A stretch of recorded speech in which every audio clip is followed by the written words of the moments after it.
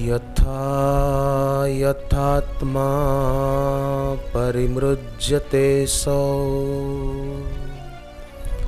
मत्पुण्यगाथा श्रवणाभिधानै तथा तथा पश्यति वस्तु सूक्ष्मम् चक्षुर्यथा वाञ्छनसंप्रयुक्तम्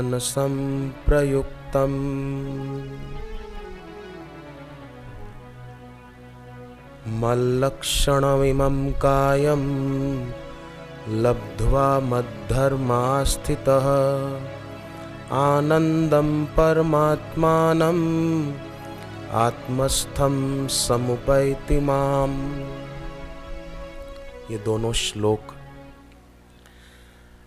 श्रीमद् भागवत में 11वें स्कंद में भगवान कृष्ण के द्वारा कहे गए हैं। इसमें पहले श्लोक में भगवान कहते हैं कि ज्यों ज्यों मेरी पुण्यमयी गाथा को सुनते जाते हैं, सत्संग ज्यों ज्यों सुनते जाते हैं, त्यों त्यों अंतर के दोष दूर होने लगते हैं। और दोष दूर होने लगते हैं तो जैसे नेत्र में दोष हो तो नेत्र बिंदु डालने पर नेत्र के दोष दूर होते हैं और दृश्य स्पष्ट दिखता है, अक्षर स्पष्ट पढ़ने में आता है। उसी प्रकार हृदय के दोष दूर होते हैं। जैसे बादल दूर हो जाएं तो सूर्य स्पष्ट नजर आए, पानी के ऊपर जमी हुई काई दूर हो तो पानी साफ नजर आए, उसी प्रकार ये दोष दूर हो। तो ज्यों ज्यों ये पुण्यमयी गाथा सुनते हैं त्यों त्यों ये दोष दूर होते हैं। संसार के भीतर घुसने के दो रास्ते हैं, आँख और कान। गोपियों ने क्या किया कि आँखों से भगवान के दर्शन किए और कानों से उनकी बंसी की धुन सुनी। तो संसार के भीतर घुसने के दोनों रास्ते उन्होंने बंद कर दिए। तो जैसे गोपियां भगवान के दर्शन में तल्लीन हुई तो दृश्य की तल्लीनता टूट गई। दृश्य है ना, संसार में जो कुछ दिखता है, पुरुष स्त्री युवक युवती, ये फिल्में, ये पोस्टर, ये अमुक, ये जो भी है, तो दृश्य में तल्लीन है आदमी। तो जो गोपियों की तरह दर्शन में डूबे तो दृश्य की जो तल्लीनता है वो टूटे, और दृश्य की तल्लीनता टूटे तो दृष्टि कहाँ जाएगी? क्योंकि व्यक्ति देखता ही रहता है ना कुछ न कुछ। तो जब दृश्य की तल्लीनता टूटेगी तो दृष्टि कहाँ जाएगी? दृष्टि स्वयं पर आ जाएगी।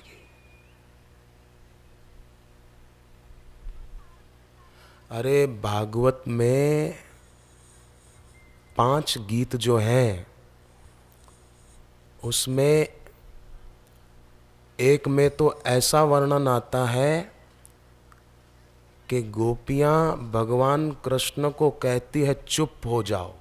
जब भगवान ने कहा कि तुम अपने अपने घर चली जाओ, जहाँ से आई हो वहाँ चली जाओ, तो गोपियां भगवान को कहती है कि आप चुप हो जाओ, हमारा आपके सिवाय कोई है ही नहीं प्रभु, हम आपको छोड़कर कहाँ जाएं। खैर अभी उस विषय में मैं न जाऊं, परंतु भगवान जो बात कहते हैं कि ज्यों ज्यों मेरी पुण्यमयी गाथा सुनोगे त्यों त्यों दोष मिटते जाएंगे। हमारे अहमदाबाद में एक बुजुर्ग साधक थे, अभी उनका शरीर नहीं रहा, बड़े उच्च कोटि के थे। मेरी साधना तो कुछ भी नहीं उनके आगे, इतने उच्च कोटि के साधक थे।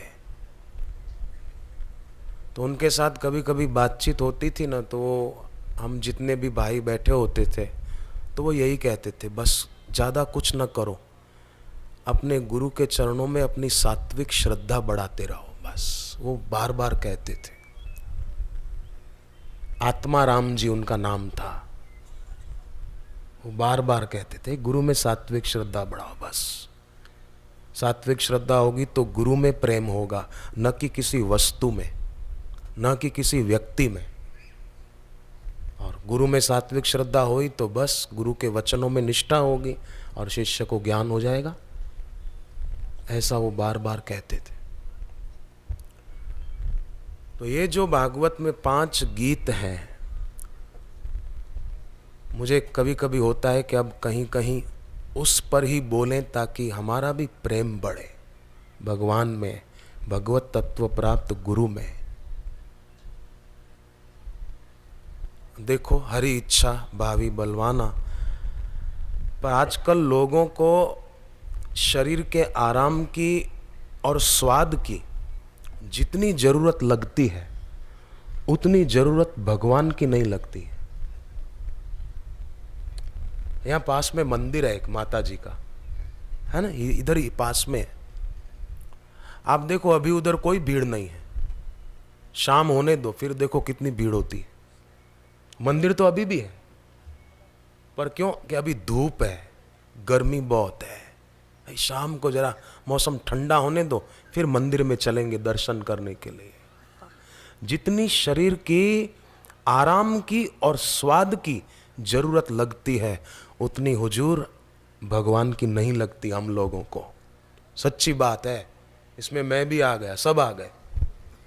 मैं किसी को उलाना नहीं दे रहा, हम विचार विनिमय कर रहे हैं आपस में। विचार विनिमय है कि कहां कहां भूल हो रही है हम लोगों से। इसकी जरूरत लगनी चाहिए। महाभारत में वर्णन आता है कि धर्मराजा युधिष्ठिर को जैसे भूखे व्यक्ति को अन्न की जरूरत महसूस होती है, प्यासे आदमी को पानी की जरूरत महसूस होती है, युधिष्ठिर को भगवान की जरूरत महसूस होती थी।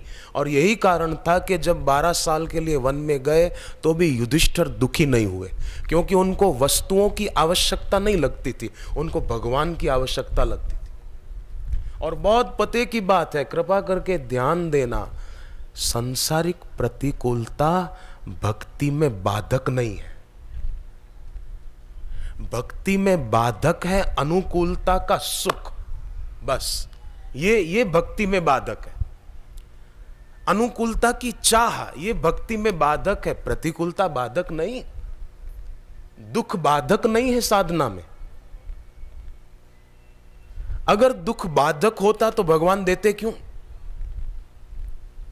गीता का 10वां अध्याय पढ़िए, उसमें 4थे और 5वें श्लोक में स्पष्टम लिखा हुआ है, सुख दुख भवो भावो भयम चा भयमेव च। अर्जुन, सुख भी मैं देता हूं और दुख भी मैं देता हूं।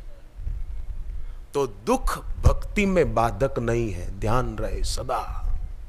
प्रतिकूलता साधना में बाधक नहीं है, साधना में बाधक अनुकूलता की इच्छा, सुविधाओं की चाह, ये भक्ति में बाधक है। ये गुरु चरणों में प्रीति दृढ़ नहीं होने देती, भगवत चरण में प्रीति दृढ़ नहीं होने देती है। इसलिए सदैव हम सभी साधकों को, श्रोताओं को, सत्संगियों को याद रहे कि सांसारिक सुख चाहने वाला जो व्यक्ति होता है ना, वो कभी भी दुखों से बच नहीं सकता। लोग क्या करते हैं? लोग दुख से भागते हैं।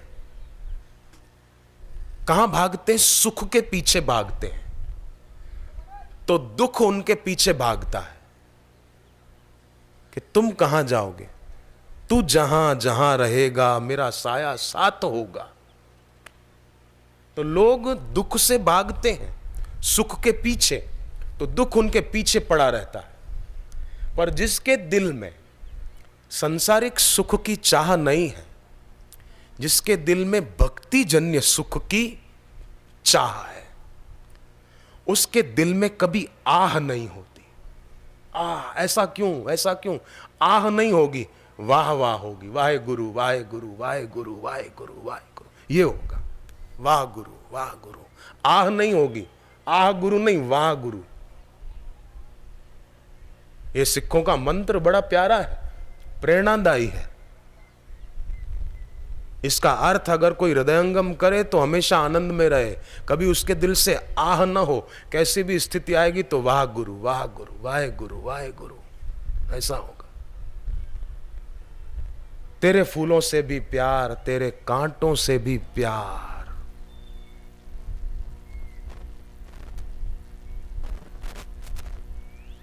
तो प्रतिकूलता बाधक नहीं है। देखो, लोभी आदमी होता है ना, लोभी आदमी जिसको पैसे का बड़ा लोभ है, उस लोभी आदमी की दृष्टि में रुपयों का महत्व ज्यादा है ना। तो रुपयों का महत्व क्यों ज्यादा है? क्योंकि उसके मन में लोभ है, इसीलिए रुपयों का महत्व है। तो रुपए महत्वपूर्ण नहीं हुए, लोभ महत्वपूर्ण हो गया, है ना। नहीं तो आप कुत्ते के आगे 10,000 रुपए का बंडल रख दो, 100 की नोटों की एक थप्पी रख दो, तो देखो कुत्ता क्या ले जाएगा? अपना पैर ऊंचा करके बाथरूम करके चला जाएगा, पेशाब कर देगा वो। मैं सही कह रहा हूं? क्योंकि कुत्ते के मन में पैसे का लोभ है ही नहीं। कुत्ते के मन में लोभ नहीं, क्योंकि कुत्ता जानता नहीं कि 10,000 रुपया है, वो जानता नहीं है। पर जिसके दिल में भक्ति होती है ना, जिसके दिल में प्रीति होती है, वो तो जानेगा भी कि ये रुपया है, पर फिर भी उसमें उसकी आसक्ति नहीं होगी, क्योंकि उसकी दृष्टि में, उसके मन में लोभ महत्वपूर्ण नहीं है, उसकी दृष्टि में गुरु चरणों का प्रेम महत्वपूर्ण है, इसलिए उसको वो महत्वपूर्ण नहीं लगेगा। कामी पुरुष स्त्री को देखेगा, युवती को देखेगा तो वो आकर्षित हो जाएगा, और रात को सपने में उसको देखेगा और स्वप्न दोष प्रदर रोग की बीमारी हो जाएगी। पर युवती पर कुत्ते की नजर पड़ेगी, कुत्ते को आकर्षण नहीं होगा, क्योंकि उसको पता नहीं है, वो पशु है। पर जिसके दिल में भक्ति होगी, गुरु चरणों की प्रीति होगी, नाम जप में रुचि होगी, वो देखेगा भी, पर फिर भी वो महत्वपूर्ण नहीं होगा, क्योंकि वो जानता है। एक जादूगर था, ये एक दृष्टांत है। लालजी महाराज के गुरु थे, अपने बापूजी के जो मित्र संत थे, अभी उनका शरीर नहीं रहा, शरीर छोड़ दिया उन्होंने। उनके गुरु थे स्वामी माधव तीर्थ, ज्ञानी महापुरुष थे, ब्रह्मज्ञानी संत थे। तो स्वामी माधव तीर्थ ये दृष्टांत देते थे अपने सत्संग। एक जादूगर था, लोग उसका जादू देख रहे थे। उसने अपने जादू के खेल से सम्मोहनी विद्या कह दो, एक युवती खड़ी कर दी। थी नहीं, पर सबके सामने उसने उसको प्रकट कर दिया। सुंदर रूप है उसका, कपड़े बढ़िया पहने हैं, सोने के आभूषण पहने हुए हैं, और भी उसके पास बहुत संपत्ति है। और जादूगर प्रेक्षकों से कहता है कि आप में से जिस युवान को इस लड़की के साथ शादी करने की इच्छा हो, आ जाओ, मैं करा दूंगा। अब कोई जवान, कई जवान बैठे थे, पर कोई आगे नहीं आया, सब बैठे देख रहे हैं। वो जादूगर फिर बोला कि अभी भी मौका है, आ जाओ, आप में से कोई भी युवक, मैं इस युवती से उसकी शादी करा दूंगा और ये सारी संपत्ति भी उसकी हो जाएगी। कोई नहीं आया। तो जादूगर ने कहा, आप में से कोई युवक आता क्यों नहीं? तो सब लोग बोले कि हमको पता है कि ये जादू की युवती है, सचमुच में नहीं है, हम क्यों पागल बने, हम आए उधर, आप इसको गुम कर दो तो हमारी हंसी होगी, लोग हंसेंगे, ओ सब हमारा उपवास करेंगे। ये मनुष्य शरीर ईश्वर का दिया हुआ उपहार है, इसका उपहास क्यों हो? अब साधारण लोग भी जादूगर की जादू से बनाई हुई युवती के प्रति आकर्षित नहीं होते, तो ये संसार बड़ा इंद्रजाल है, ईश्वर का बनाया हुआ है। इसमें भक्त भूलता नहीं है, क्योंकि जानता है कि उसकी बनाई माया है, मुझे इसमें उलझना नहीं और मुझे इसकी कोई चाह भी नहीं है।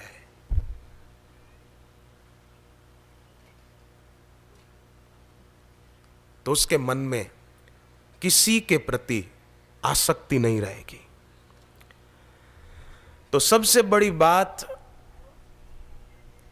महापुरुषों का, भगवत प्राप्त महापुरुषों का संग है। उनके लगातार संग से हमारे जीवन में से निषिद्ध का त्याग, जो साधना में आगे बढ़ने के लिए बहुत जरूरी है, वो उनके संग के प्रताप से अपने आप धीरे धीरे होने लगे। करना नहीं पड़ेगा, होने लगेगा। ये उनके संग का प्रताप है। उनके संग से ही भगवान में प्रियता होने लगती। मत्स्य पुराण में आता है, 18 पुराण में से एक मत्स्य पुराण, उसमें भगवान मत्स्य नारायण कहते हैं सप्त ऋषियों को और राज ऋषि मनु महाराज को। मनु महाराज जब भगवान मत्स्य नारायण की पूजा करने लगे तो भगवान मत्स्य नारायण कहते हैं मेरी पूजा मत करो राज ऋषि मनु, तुमको पूजा करनी है तो इन सप्त ऋषियों की करो, क्योंकि इनका मेरे ऊपर बड़ा उपकार है। लोग मेरी बनाई दुनिया में उलझ जाते हैं माया में, पर इन संतों का बड़ा उपकार है कि ये लोगों का मन मुझ में लगा देते हैं। इनके संग से समाज के लोगों का मन मुझ में लगता है, इसलिए तुमको पूजा करनी है तो मेरी मत करो, इन महापुरुषों की करो। ये भगवान मत्स्य नारायण कहते हैं उनके संग से भगवान में प्रियता हो जाती है। जैसे छोटा बच्चा कैसे बड़ा होता जाता है पता नहीं चलता, पता चलता है क्या? कब बड़ा होता जाता है पता नहीं चलता, है ना? हर क्षण वो बड़ा हो रहा है, हर सेकंड वो उसकी उम्र बढ़ रही। तो जैसे बच्चा कब और कैसे बड़ा हो रहा है पता नहीं चलता, ऐसे ही भगवत प्राप्त महापुरुषों के संग से कितना और कैसा लाभ होता है ये पता नहीं चलता।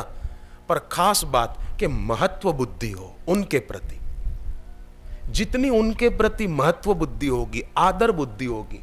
हमारे सिंधी भाषा में कहावत है, जेतरो अदब उतरो नसीब। ये बड़ी सुंदर सिंधी भाषा की कहावत है, जेतरो अदब उतरो नसीब। जितना आदमी गुरु के प्रति आदर भाव रखेगा उतना वो गुरु से कुछ पाएगा। और फिल्म वाले भी गा लेते। मैं पहले घर पे था तो एक गाना सुना था, जिसका जितना हो दामन यहां पर उसको उतनी ही सौगात मिलेगी। जो जितना अपना श्रद्धा रूपी दामन फैलाएगा, जो जितना भक्ति भाव रूपी दामन गुरु के आगे फैलाएगा, उसको उतना गुरु से मिलेगा, उसकी उतनी आध्यात्मिक उन्नति होगी। तो हम साधकों को चाहिए कि उनके प्रति हमारी महत्व बुद्धि हो जाए। उसके लिए प्रत्येक काम करते समय, हर व्यक्ति से बात करते समय याद रखना कि मेरा कहीं इस व्यक्ति के प्रति आकर्षण तो नहीं बढ़ रहा। ध्यान देना, बंधन मुक्त होना है तो गुरु के प्रति स्थायी महत्व भाव अपने मन में बढ़ाना है तो किसी से भी बात करो। युवावस्था में खास मैं युवाओं के लिए बोल रहा हूं ये बात। देखना कहीं उसके प्रति हमारा आकर्षण तो नहीं हो रहा, अगर हो तो सावधान हो जाना। कोई वस्तु बढ़िया स्वादिष्ट है खाने की, कहीं कहीं उसी में हमारा मन तो नहीं जा रहा कि मैं तो आइसक्रीम मिले तो मजा आए, मेरे को दही की लस्सी मिले तो मजा आए, पिज्जा मिले तो मजा आए, कहीं वस्तु का चिंतन तो नहीं हो रहा। प्रत्येक काम करते समय देखना कि बंधन तो नहीं बढ़ रहा। और समझो कोई व्यक्ति पेप्सी पीता है, समझो कोई पिज्जा खाने का बड़ा शौकीन है, तो जब खाने का विचार मन में आए ना तो अपने मन को कहना कि अभी समझो पिज्जा खा लिया, XYZ कोई भी वस्तु जो जो जो भक्ति में बाधक है। लोग बोलते हैं प्रतिकूलता भक्ति में बाधक है। भक्ति में बाधक आसक्ति है हुजूर, अब प्रतिकूलता नहीं है। तो समझो कोई चीज पिज्जा बर्गर आदि पेप्सी खाने पीने की इच्छा हुई तो तुरंत सोचना कि मैं ये खा लूं और खाने के बाद मैं बापू जी के पास जाऊं और बापू अगर पूछें कि आज तूने क्या खाया तो क्या हम बापू जी को कहेंगे हम पिज्जा खा के आए, हम पेप्सी पी के आए? नहीं नहीं नहीं नहीं, चलो मुझे ये चीज नहीं खानी है। बड़ा बचाव होगा। फालतू चीजें खाने पीने से हमारी रक्षा हो जाएगी, मन की भी और शरीर के स्वास्थ्य की भी। आध्यात्मिक उन्नति तो ऐसे भक्त की दिन दूनी और रात चौगुनी होगी। इतना करें बस। देखो, करने योग्य कर्म न करने से और न करने योग्य कर्म करने से मुसीबतों की परंपरा शुरू हो जाती है। जिसकी चाह नहीं करनी चाहिए उसकी चाह करने से दुखों की परंपरा शुरू हो जाएगी।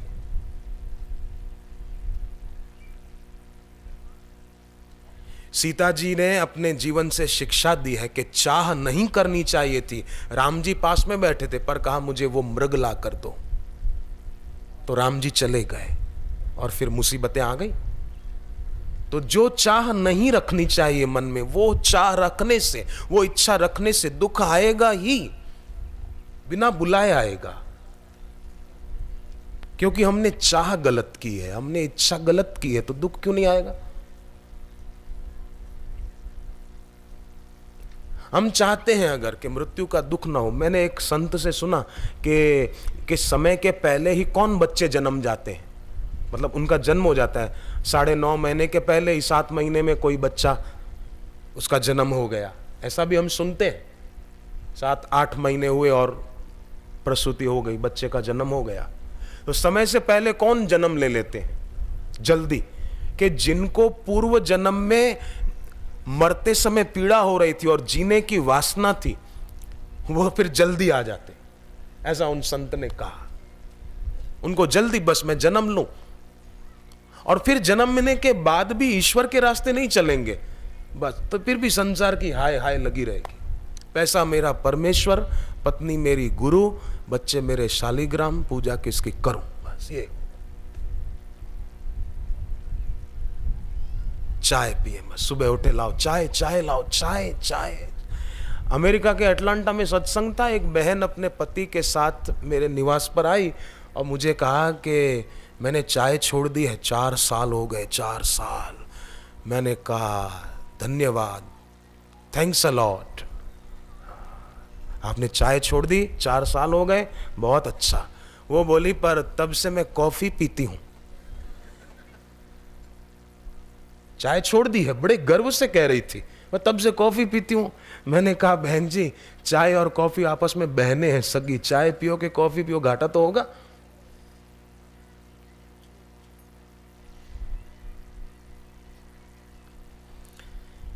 एक इच्छा शक्ति की साधना होती है। इच्छा शक्ति की साधना माने कि अपने को जिस वस्तु में आसक्ति है, समझो चाय पीने का बड़ा शौक है, सुबह उठते ही पहले दुर्गा माता के दर्शन नहीं पर चाय माता का दर्शन जरूरी है। तो जिनको ऐसा शौक हो, इच्छा शक्ति की साधना करे कि आज से 7 दिन तक हम चाय नहीं पिएंगे, बस।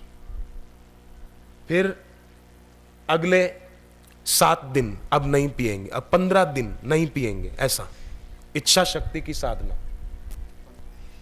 तो ये समझो किसी को फिल्म देखने का शौक है, कोई कोई होते हैं ऐसे, तो नियम ले ले कि आज से, आज बुधवार है, अगले बुधवार तक हम फिल्म नहीं देखेंगे। अगला बुधवार आए तो लाइसेंस रिन्यू कराओ कि 15 दिन तक हम नहीं देखेंगे, बस। इसको इच्छा शक्ति की साधना कहते हैं। ये आदमी चाहे तो कर सकता है, फायदा बहुत होगा, घाटा कुछ भी नहीं और लाभ कोई बाकी नहीं रहेगा। करके देखें। तो करने योग्य कर्म न करने से और न करने योग्य कर्म करते रहने से मुसीबतें आती ही है। तो अब क्या करें? इतना ही करना है कि जो नहीं करना चाहिए वो नहीं करेंगे, तो जो करना चाहिए उसके लिए शक्ति का संचय होगा, बस। इंद्रियों के द्वारा साधना करनी चाहिए, भोग नहीं, तो वो नहीं करेंगे तो शक्ति का संचय होगा। और याद रहे एक बात खास कि गुस्सा करने में, एक बार गुस्सा करने में जितनी शक्ति हमारी खर्च हो जाती है, अगर हम गुस्सा न करें तो उस शक्ति से ध्यान लग सकता है, उतनी शक्ति से जितनी एक बार गुस्सा करने में खर्च हो जाती है। जितनी एक बार व्यक्ति अपनी शक्ति नाश कर देता है स्वप्न दोष आदि के द्वारा, उस शक्ति को अगर बचाए, ध्यान लग सकता है, जप में मन लग सकता है। इसलिए अपनी ऊर्जा का ऊर्ध्व गमन सीख लें हम। और बापूजी बताते हैं ऊर्जा का ऊर्ध्वगमन, श्वास को बाहर छोड़कर बाहर ही रोके रखें और पेट को अंदर की ओर खींचे। सुबह खाली पेट करना होता है, अच्छी तरह से खींचे उड़ान बंद। 5-7 बार ये रोज करें, ऊर्जा का ऊर्ध्वगमन शुरू हो जाएगा। मुझे इससे बहुत फायदा हुआ है, मैं रोज करता हूं अभी भी। नौली प्राणायाम भी मैं जानता हूं, रोज नहीं करता, पर नौली प्राणायाम कभी कभी करता हूं, उससे भी बहुत फायदा होता है। तो जीवन में भगवत प्राप्त गुरु के संग से, गुरु की दीक्षा से ऐसा करने का व्रत लेना चाहिए जिससे हमारा अभी भी हित हो वर्तमान में, और भविष्य में भी हमारा हित हो। और केवल हमारा नहीं, हमारे संपर्क में आने वाले का भी हित हो, दूसरों का भी हित हो। समाज और संस्कृति के उत्कर्ष के लिए भी हम कुछ करें।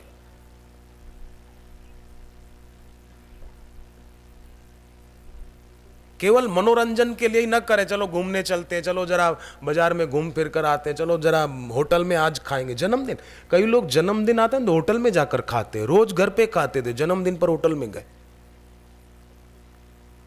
एक लड़का अपने दोस्तों के साथ, किसी दोस्त का जन्मदिन था तो कहीं पार्टी रखी थी तो वहां जा रहा था। वो लड़का साधक था, दीक्षा ली हुई थी, जप करता था। तो गाड़ी कॉलेज गाड़ी थी, वो लड़का मन में थोड़ा जप कर रहा था। तो अचानक बापूजी की प्रेरणा हुई उसको, अहमदनगर महाराष्ट्र की बात है। लड़के को प्रेरणा हुई गुरुदेव की कि गाड़ी से उतर जा, घर चला जा। तो उसने अपने दोस्त को कहा कि मुझे बापूजी प्रेरणा दे रहे हैं कि घर चला जा। तो दोस्तों ने कहा रे पागल है, तेरे मन की कल्पना है, गुरुजी की प्रेरणा नहीं है, बैठा रहा शांति से। तो उसने फिर कहा कि नहीं, मुझे गुरुदेव अंदर में प्रेरणा दे रहे हैं कि उतर जा, आप गाड़ी रोको, मैं उतर जाऊं। जिद करके उतर गया। उतर कर घर पहुंच गया। अपनी माँ को कहा, माँ न जाने क्यों आज गुरुदेव मुझे बार बार, दोस्तों के साथ जा रहा था, गुरुजी कह रहे थे उतर जा उतर जा, तो माँ मैं आ गया उतर के। माँ ने कहा अच्छा हुआ तू आ गया, जरूर कुछ कारण होगा, तभी गुरुजी ने तुझे मना किया है। वो लड़का बैठा थोड़ी देर, फोन आया थोड़ी देर में कि वो गाड़ी जो आगे गई उसका थोड़ा ही आगे जाने पर भयंकर एक्सीडेंट हुआ जिसमें से वो उतर के आया था, और 2 जवान लड़के वहीं पर बेचारे मर गए थे, बाकी के हॉस्पिटल पहुंच गए थे, घायल हो गए थे। तब उस लड़के की आंख में आंसू आ गए कि मुझे गुरुदेव ने प्रेरणा दी और मैं उतर गया। अगर गुरुदेव ने प्रेरणा न दी होती या मैंने उनकी बात न मानी होती तो आज मैं भी न जाने ऊपर पहुंच गया होता या हॉस्पिटल में पहुंच गया होता। पर जो व्यक्ति न करने योग्य कर्म से बचता है और करने योग्य कर्म प्रीतिपूर्वक करता है, आसक्ति से रहित होकर, तो उसको भगवान की और गुरु की कदम कदम पे अच्छी प्रेरणा मिलती है और उसकी रक्षा होती रहती है